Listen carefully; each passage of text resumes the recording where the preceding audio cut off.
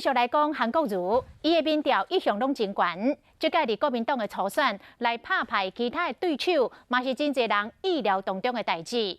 伊无钱通开，嘛无竞选的广告，也毋过韩国瑜知影，都爱用平民老百姓的语言来展现亲民、苦民所苦的态度，所以吸引到一大群市中的支持者。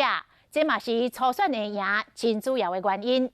但是做高雄市长做无到一年，就要去选总统，是要安怎向高雄市民来交代呢？这嘛是韩国瑜上爱处理的难题。让我们高雄人当家作主，作为全世界华人的焦点。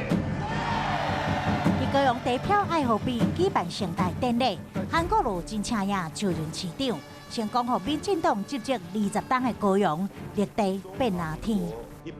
团结起来，相亲相爱，因为我们都是一家人。超悬的人气，基站替韩国瑜参选2020，民调结果赢初选。韩国瑜的基本盘呢，则是传统的可能是外省挂的蓝营，还有蓝领阶级、劳工阶层。他用的语言是一般民众比较能够理解的，而且他提供的往往不是很具体的东西，而是对于政策的一种想象嘛。这点其实对于吸引选票来讲，绝对会是有它的利基点。从来就没有说你钱很多就一定保证初选胜出或者当选啊。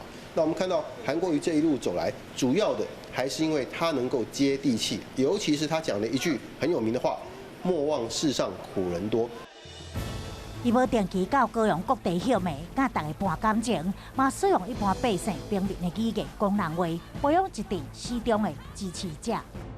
韩国瑜在这里郑重宣布，我准备承担任何重要职务。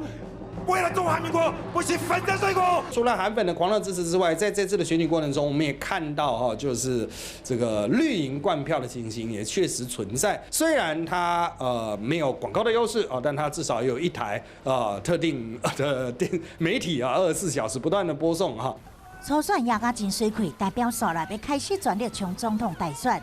只是高雄市长话拢也未济少，虽然韩国瑜话讲啊真好听，只会量假期走行程，不过半路绕跑的骂声，却是有可能加做竞选路上的阻碍。我认为他可能还是会保持现有的模式，就是用嘴巴上保持对高雄的关心，但是肉身上可能会全台大概只到处的巡回。重点是高雄市民买单程度可能会不断下降，也就是说他在跑总统大选的过程，罢免的流程可能也会同步在推。4月17日，韩国瑜经过人生的起起落落，已经过60岁啊，重回政坛，对总统宝座企图心绝对免会轻忽。